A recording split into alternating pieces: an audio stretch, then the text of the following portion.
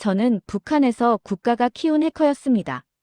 평양에서 김일성 종합대학을 졸업하고 조선컴퓨터센터 특수부서에서 근무하던 22살 청년의 증언입니다.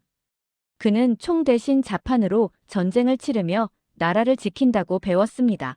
하지만 그가 직접 본 화면 속 현실은 그 믿음을 송두리째 흔들었습니다. 함께 들어보시겠습니다. 구독과 좋아요로 응원해주시면 감사하겠습니다. 제가 그때 22살이었습니다. 여러분도 아시다시피 그 나이면 참 꿈도 많고 패기도 넘치는 나이잖아요.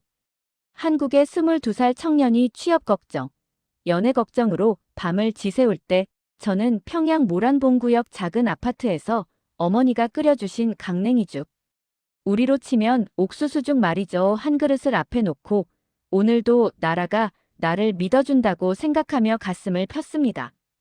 그게 당연한 줄 알았어요. 아무것도 이상하지 않았습니다. 저는 어릴 때부터 영재 소리를 들었어요. 숫자를 좋아했고 머릿속에서 계산이 절로 됐습니다. 인민학교 한국의 초등학교와 같은 곳인데요. 그 시절부터 선생님들이 저를 눈여겨보셨어요. 철민이는 장차 나라의 기둥감이다. 그 말이 얼마나 자랑스러웠는지 모릅니다. 그때는 그 말이 얼마나 무거운 말인지 몰랐습니다. 나라의 기둥이 된다는 게 나 자신의 인생을 포기한다는 뜻일 수도 있다는 것을. 어머니는 그 말씀을 전해 들으시고 밤새 우셨다고 하셨어요.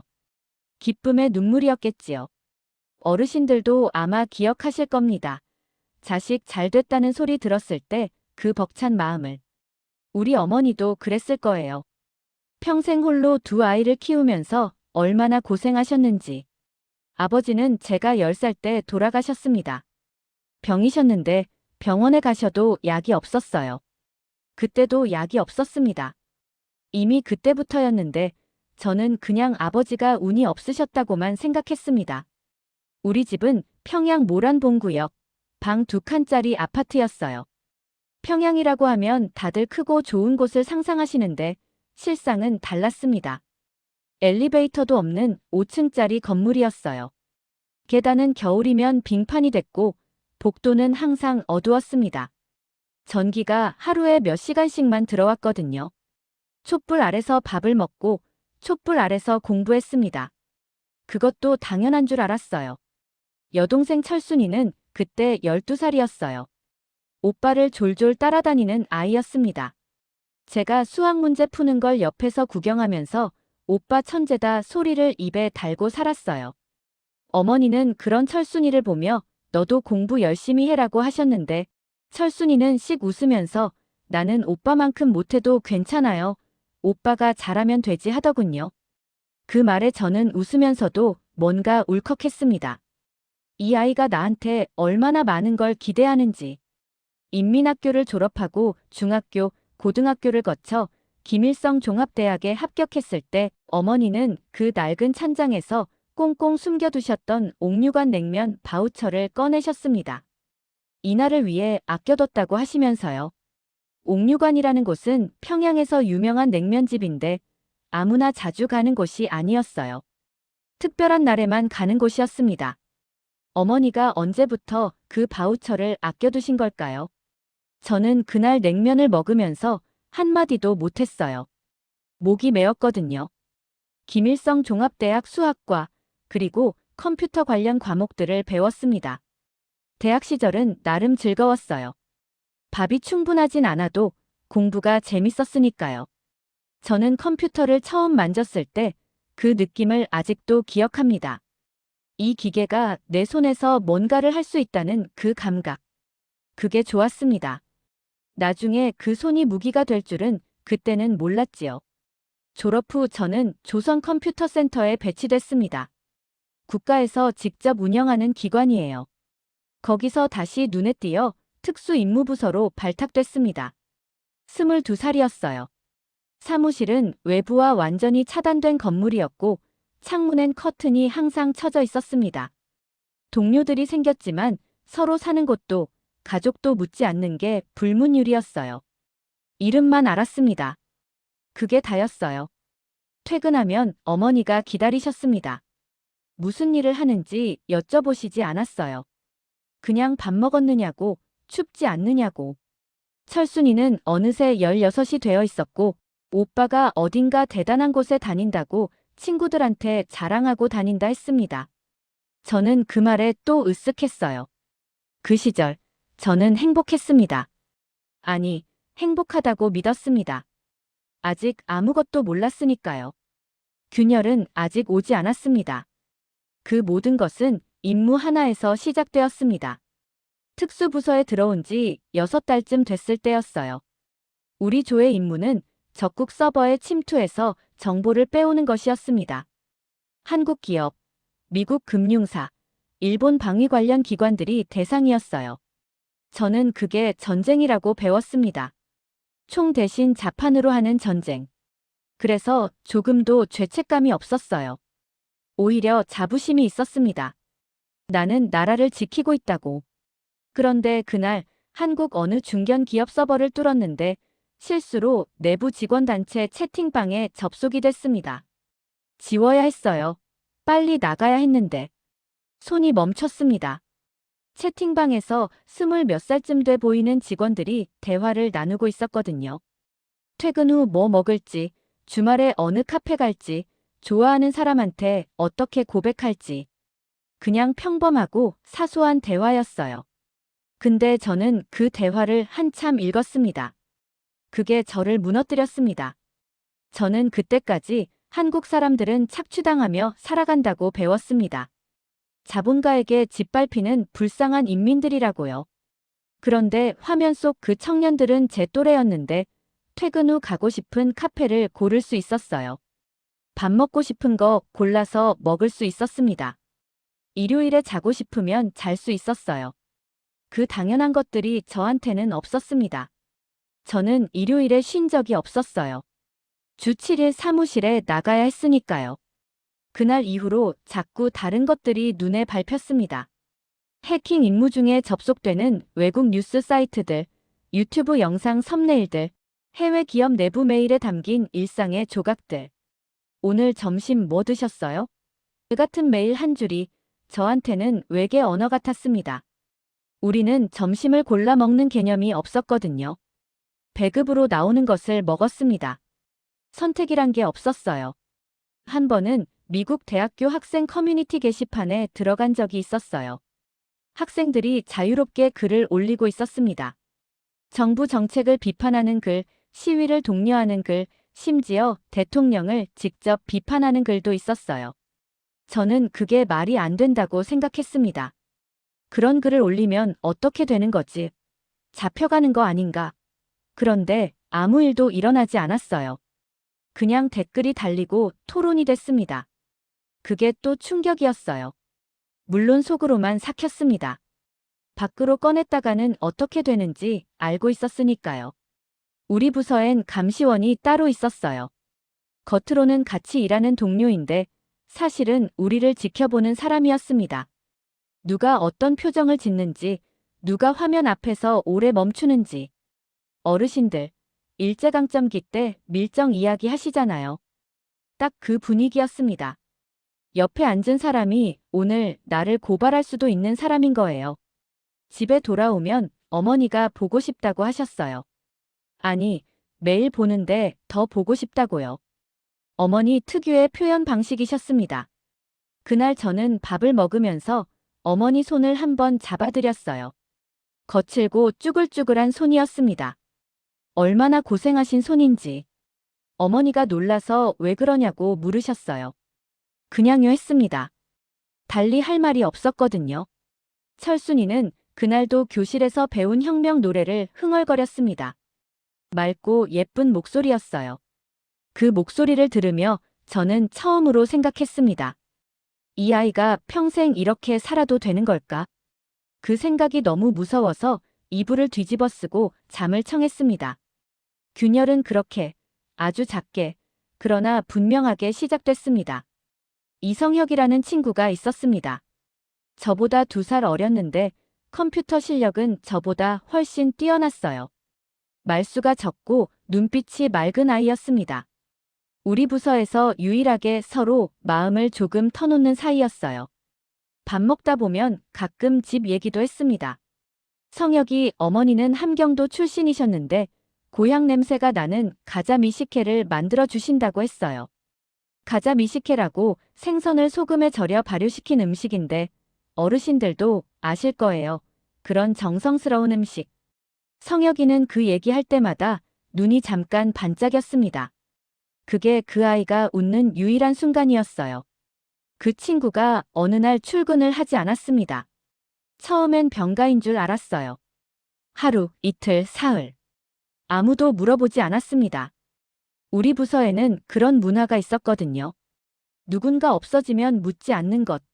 어르신들, 해방 직후나 6.25 이후 어수선하던 시절의 이웃이 갑자기 사라지면 모른 척해야 했다는 이야기 들어보신 적 있으시죠?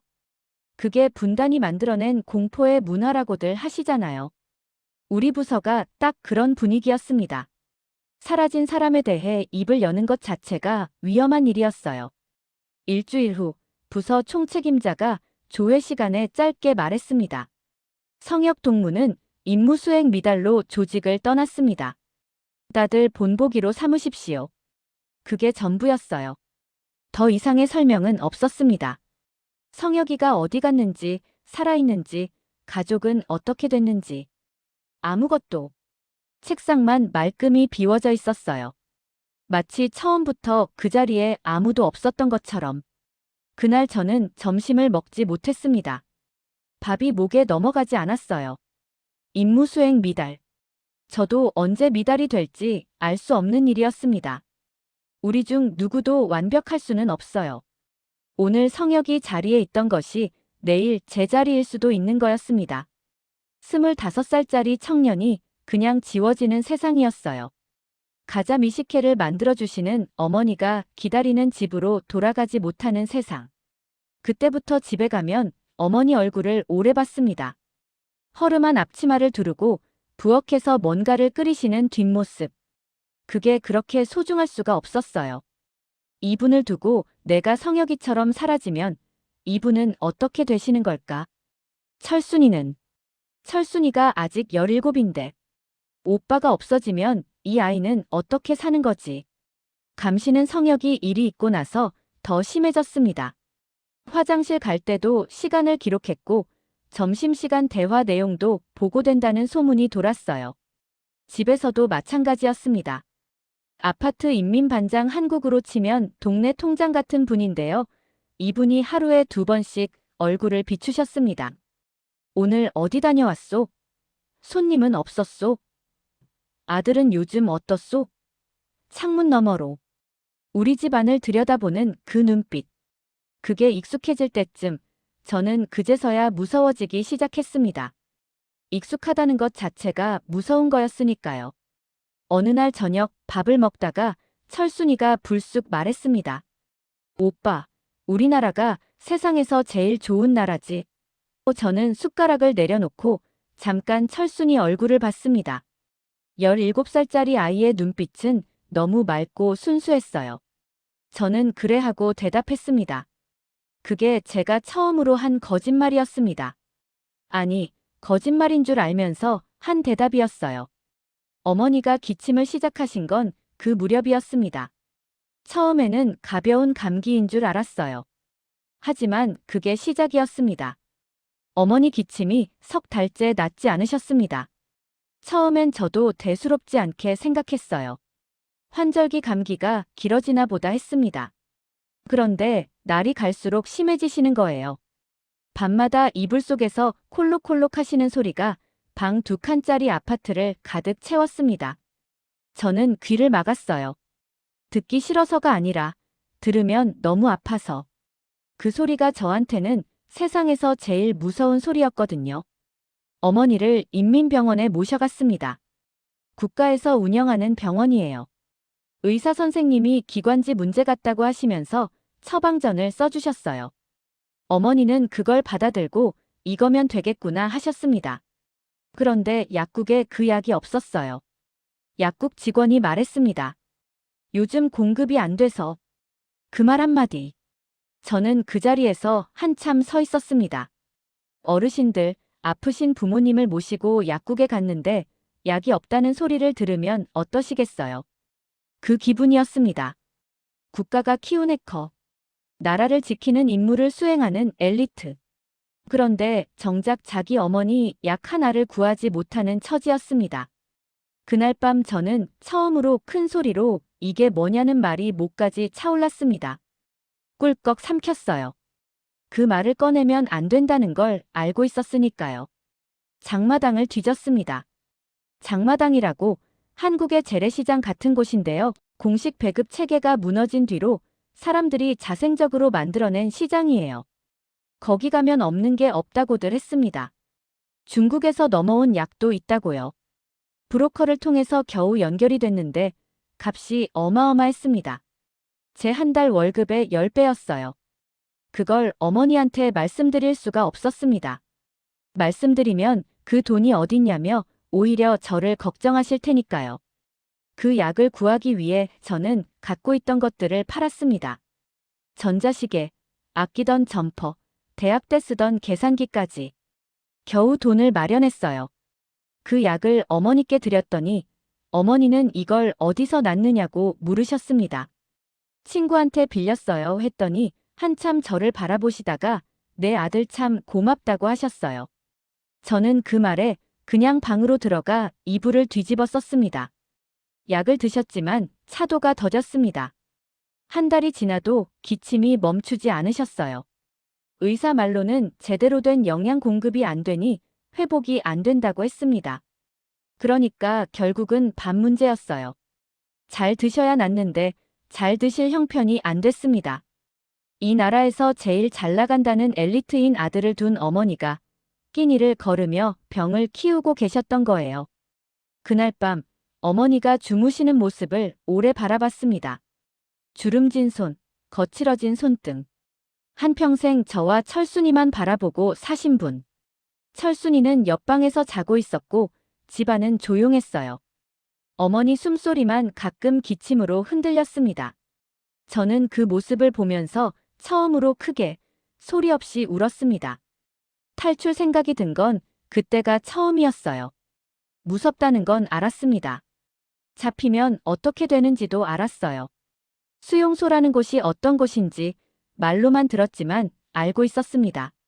성혁이가 어디 갔는지도 이미 짐작이 됐으니까요. 그래도 이대로는 안 되겠다 싶었어요. 죽더라도 뭔가를 해야 했습니다. 어머니를 위해서, 철순이를 위해서, 그리고 아직 살아있는 나 자신을 위해서. 저는 그날 밤 결심했습니다. 2020년 1월이었습니다. 한겨울이었어요. 탈출을 결심하고 나서 2달을 준비했습니다. 서두르면 안 됐어요. 부서 특성상 저는 항상 감시받고 있었으니까요. 준비는 아주 천천히, 아주 자연스럽게 해야 했습니다. 부서 동료 중에 연줄이 있다는 사람을 통해 브로커를 소개받았어요. 탈북을 돕는 조직이 있다는 건 알고 있었는데 찾는 게 쉽지 않았습니다. 잘못 찾으면 오히려 신고당하는 수가 있었거든요. 돈이 필요했습니다. 모아둔 돈 전부에 월급 몇 달치를 더 보탰어요. 전 재산이었습니다. 브로커에게 전달하고 나면 빈털터리가 되는 거였어요. 그래도 상관없었습니다. 돈보다 중요한 게 있었으니까요. 어머니께는 아무 말씀도 못 드렸습니다. 말씀드리면 못 가게 하실 테고 혹여 나중에 제가 탈출한 게 밝혀지면 어머니도 위험해지시니까요. 알고 계셨다는 게 드러나면 연좌제로 어머니와 철순이까지 다 잡혀갈 수 있어요. 연좌제라고 한 사람이 죄를 지으면 가족 전체를 처벌하는 거예요. 그러니 어머니가 모르셔야 했습니다. 그게 어머니를 위한 일이었어요. 출근하는 척 아침에 나섰습니다. 어머니가 현관에서 조심해라 하셨어요. 저는 그냥 다녀오겠습니다 했습니다. 뒤를 돌아보지 않았어요. 돌아보면 못 갈 것 같아서. 지금도 그 순간이 제일 가슴 아픕니다. 어머니 목소리가 그날 이후로도 오랫동안 귓가에 맴돌았어요. 조심해라. 어머니는 그 말씀을 마지막 인사인 줄 모르고 하셨겠지요. 두만강까지 가는데 이틀이 걸렸습니다. 브로커가 안내해준 루트를 따라 야산을 넘고 민가를 피해 걷고 낮에는 숨고 밤에만 움직였어요. 영하 25도였습니다. 방풍 기능도 변변찮은 얇은 점퍼 하나였어요. 손발이 얼어서 감각이 없었습니다. 어르신들, 추운 겨울길 걸어보신 거 아시잖아요. 그런데 그건 비교가 안 됩니다. 발각되면 죽을 수도 있다는 걸 알면서 걷는 추위는 차원이 달랐어요. 강가에 도착했을 때 새벽 2시였습니다. 달도 없는 밤이었어요. 강 건너편이 중국 땅이었어요. 눈으로 보이는 거리는 얼마 안 됐습니다. 그런데 그 강이 그렇게 넓어 보인 적이 없었어요. 강물 위로 얼음이 군데군데 얼어 있었습니다. 완전히 얼지 않은 강이었어요. 그 강을 건너야 했습니다. 경비대 순찰 간격이 20분이라고 했어요. 순찰이 지나가고 나서 저는 강으로 뛰어들었습니다. 얼음장 같은 물이었어요. 숨이 턱 막혔습니다. 온몸에 전기가 오는 것 같았어요. 너무 차가워서 비명을 질러야 할 것 같았는데 비명을 지르면 안 됐어요. 이를 악물었습니다. 그냥 다시 나가고 싶었습니다. 그런데 발이 앞으로 나갔어요. 강을 건너면서 어머니 생각을 했습니다. 기침하시던 어머니. 찬장에서 냉면 바우처 꺼내시던 어머니. 그리고 철순이. 오빠는 잘 있어. 꼭 다시 볼게. 속으로 수십 번 되뇌면서 발을 움직였습니다. 중국 땅에 발을 딛는 순간 무릎이 꺾였어요. 몸이 말을 안 들었습니다. 그냥 그 자리에 쓰러졌어요. 추웠지만 눈물이 났습니다. 그게 안도인지 슬픔인지 알 수가 없었어요. 그냥 울었습니다. 강을 건넜으니 이제 자유라고 생각했습니다. 그 생각이 얼마나 짧은 것이었는지 중국 땅을 밟은 첫날 밤에 알았습니다. 브로커가 데려다 준 곳은 연변 근처 조선족 마을이었어요. 조선족이라고 중국에 살지만 우리말을 쓰고 우리 핏줄인 분들인데 한 가정집 창고 같은 곳에 저를 숨겨줬습니다. 처음 그 집에 들어갔을 때 조선족 할머니 한 분이 따뜻한 밥을 한 그릇 주셨어요. 아무 말씀도 안 하셨는데 그 밥 한 그릇이 얼마나 고마웠는지. 저는 밥을 먹다가 울었습니다. 어르신들, 낯선 타양에서 누가 밥 한 그릇 내밀어 줄 때 그 마음 아시잖아요.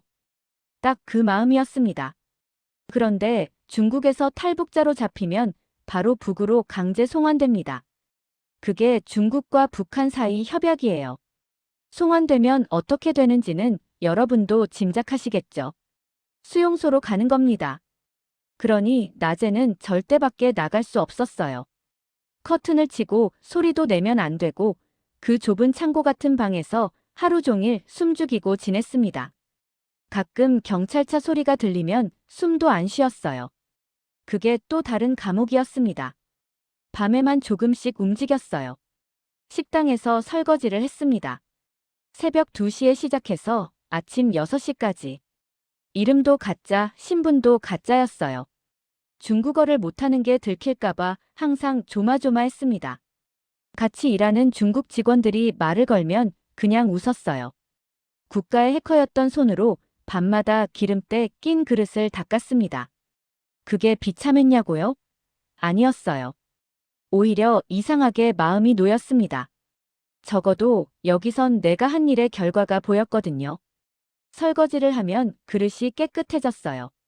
해킹을 하면 무엇이 달라지는지는 알 수 없었지만 그 즈음 한 선교사님을 만났습니다. 한국에서 오신 목사님이셨는데 위험을 무릅쓰고 탈북자들을 도우시는 분이었어요. 처음엔 믿지 않았습니다. 이 사람도 나를 신고하면 어떡하나 싶었거든요. 그런데 목사님은 그냥 밥을 주셨어요. 따뜻한 밥. 그리고 물으셨어요. 힘들지요? 그 말 한마디에 저는 그만 주저앉아 버렸습니다. 힘들지 않다고 할 수가 없었어요. 북한에서는 힘들다는 말을 함부로 못했거든요. 그게 불만이 되고 불만이 반혁명이 되니까요. 그런데 그분은 그냥 물어봐 주셨어요. 아무 조건 없이. 목사님 덕분에 한국으로 가는 루트가 있다는 걸 알게 됐습니다. 동남아시아를 거쳐가면 한국 대사관에 닿을 수 있다는 것. 처음에는 꿈같이 들렸어요. 한국이라니. 화면 속에서 또래 청년들이 카페 가던 그 나라. 그 나라에 내가 갈 수 있다고요? 목사님은 할 수 있다고 하셨습니다. 그 말을 믿기로 했습니다. 석 달 동안 중국에 있으면서 어머니 생각을 매일 했습니다. 지금쯤 기침은 좀 나아지셨을까? 제가 없어진 걸 아셨을 텐데 얼마나 무너지셨을까? 혹시 저 때문에 연좌제로 어머니가 고초를 겪고 계신 건 아닐까? 그 죄책감이 밤마다 저를 짓눌렀어요. 그래도 포기할 수 없었습니다. 여기서 멈추면 어머니한테도, 철순이한테도, 성혁이한테도 미안한 일이었으니까요. 동남아시아 루트는 쉽지 않았습니다. 아니, 솔직히 말씀드리면 중국에서의 석 달보다 더 힘들었어요. 중국에서 미얀마 국경을 넘는 것부터 시작이었습니다. 브로커가 또 필요했고, 돈이 또 필요했어요. 남아있던 돈 거의 전부를 썼습니다. 미얀마에서 태국까지는 밀림을 걸어서 이동했어요. 낮에는 숲속에 숨고 밤에 움직이는 생활이 다시 시작됐습니다. 두만강을 건널 때와 다른 게 이번엔 밀림이었어요. 열대 밀림이 얼마나 험한지 아세요? 풀이 사람 키보다 높고 벌레는 끝도 없이 달려들어요.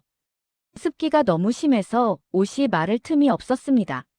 같이 이동하는 일행이 있었어요. 저 말고도 탈북자들이 몇 명 더 있었는데 그 중에 50대 여성분이 계셨습니다. 어머니뻘 되셨어요. 그분이 발에 물집이 잡혀서 걷기가 힘드신데도 한마디 불평 없이 악착같이 걸으시는 거예요. 저는 그 모습을 보면서 나도 못 쓰러지겠다 싶었습니다. 어르신들 살면서 힘들 때 옆에 더 힘든 사람이 버티는 걸 보면 나도 힘을 내게 되잖아요. 딱 그랬습니다. 발에 물집이 잡히고 또 잡혔어요. 신발이 젖어서 발이 짓무르기 시작했습니다. 밥도 제대로 못 먹었어요. 비상식량으로 챙겨온 건빵 몇 개가 전부였거든요. 그래도 걸었습니다.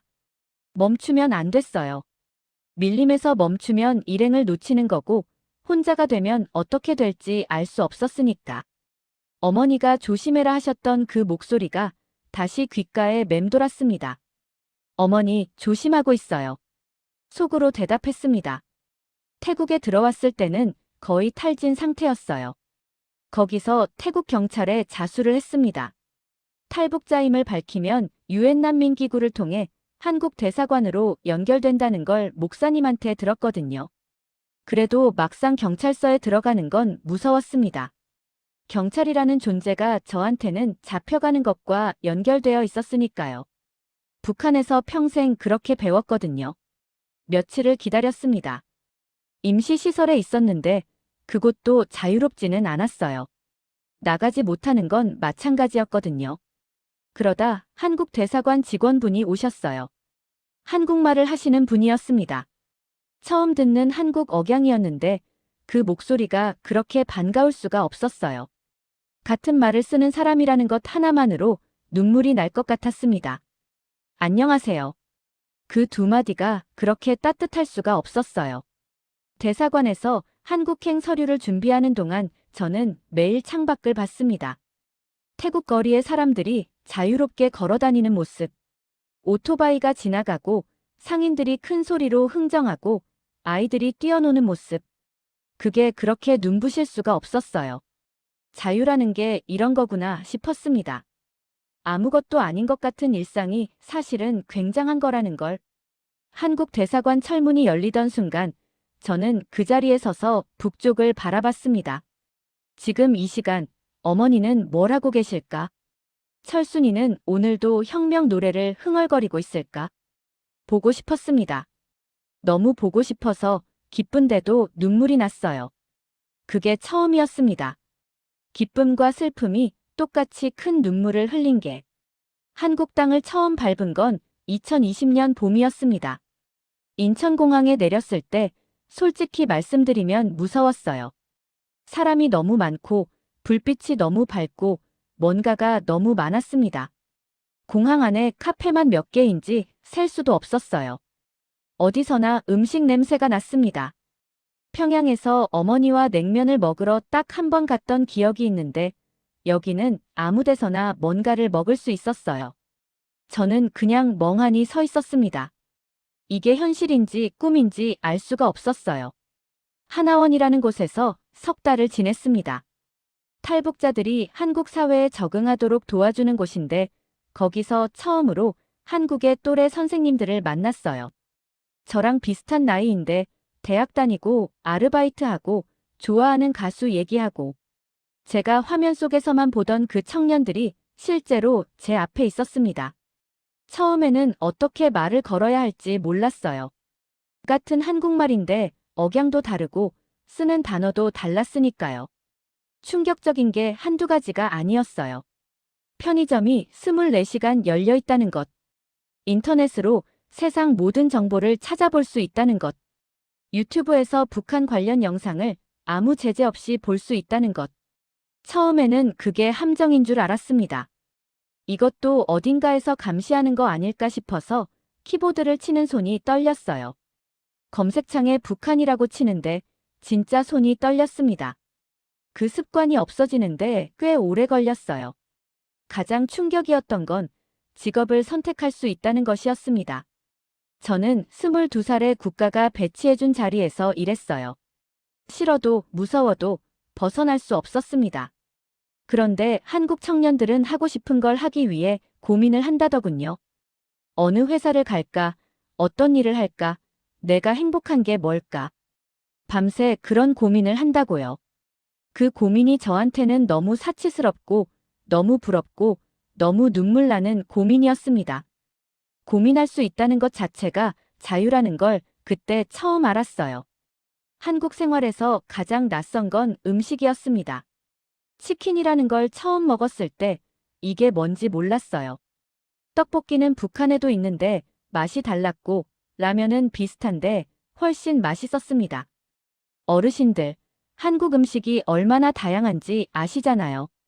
저는 그 다양함에 처음엔 오히려 당황했어요. 뭘 골라야 할지를 모르겠는 거예요. 고르는 게 익숙하지 않았거든요. 그게 또 생각할수록 우습고 서러웠습니다. 사소한 것도 선택할 수 없었던 지난날이. 지금 저는 IT 보안 회사에 다닙니다. 해킹을 막는 일을 합니다. 예전에 해킹을 하는 사람이었는데 이제는 막는 사람이 됐어요. 인생이 참 묘하지요. 아침에 출근할 때 지하철에서 이어폰을 꽂고 좋아하는 노래를 듣습니다. 한국 드라마 OST인데요. 그게 너무 좋아요. 이어폰을 꽂는다는 것, 내가 듣고 싶은 걸 듣는다는 것. 그게 자유입니다. 아주 작은 자유예요. 하지만 저한테는 크고 소중한 자유입니다. 그래도 매일 밤 자기 전에 북쪽을 생각합니다. 어머니 기침은 지금쯤 나아지셨을까? 철순이는 잘 있을까? 이제는 20이 넘었을 텐데. 오빠 없이 세상을 어떻게 살아가고 있을까?